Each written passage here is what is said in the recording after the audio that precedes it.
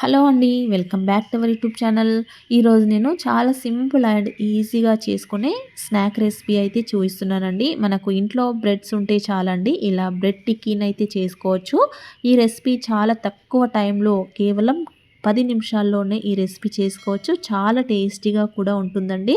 మరి ఇంత సింపుల్ అయిన టేస్టీ అయిన బ్రెడ్ రెసిపీ ఎలా చేసుకోవాలో చూద్దాం. దీనికోసం అయితే ముందుగా మనకి బ్రెడ్ అయితే కావాలి. నేను వైట్ బ్రెడ్‌నే తీసుకుంటున్నాను. మీరు కావాలి అంటే బ్రౌన్ బ్రెడ్‌నైనా యూజ్ చేయొచ్చు. నేను 4 బ్రెడ్స్‌ని అయితే తీసుకొని వీటిని ఇలా ముక్కలుగా కట్ చేసుకొని ఒక మిక్సీ జార్‌లోకి వేసుకోవాలి.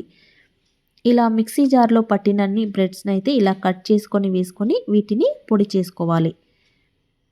ఇలా పొడి చేసుకొని ఈ పొడిని ఒక బౌల్‌లోకి వేసుకోండి.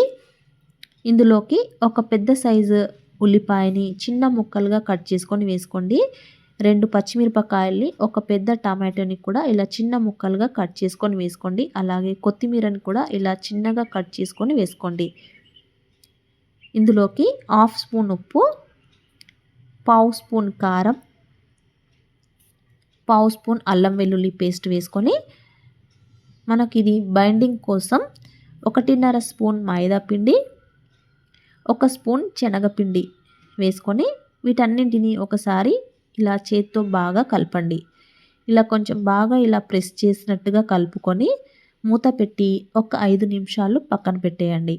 5 నిమిషాల తర్వాత తీసుకొని ఇప్పుడు మళ్ళీ ఒకసారి కలుపుకోండి. అప్పుడు ఉల్లిపాయలు, టమాటాలో నుంచి వాటర్ కొంచెం బయటకొచ్చి మనకు బ్రెడ్ కొంచెం తడిగా అవుతుంది.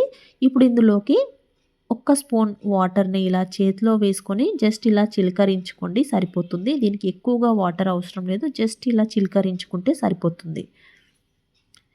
ఇలా ఇప్పుడు దీన్ని చపాతీ పిండిలాగా ఇలా ప్రెస్ చేస్తూ పిండిలాగా ప్రిపేర్ చేసుకోవాలి. ఇలా ఒక పిండి ముద్దలాగా అవుతుంది.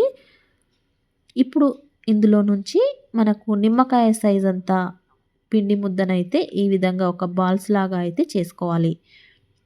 ఇలా ఈ సైజులో ఉండేటట్టుగా తీసుకొని ఇలా చేత్తో నొక్కుతూ ఇలా అరచేయిలో పెట్టుకొని ఇలా రోల్ చేస్తూ వీటిని కొంచెం ఇలా ప్రెస్ చేస్తే మనకి కట్లెట్ లాగా వస్తుంది.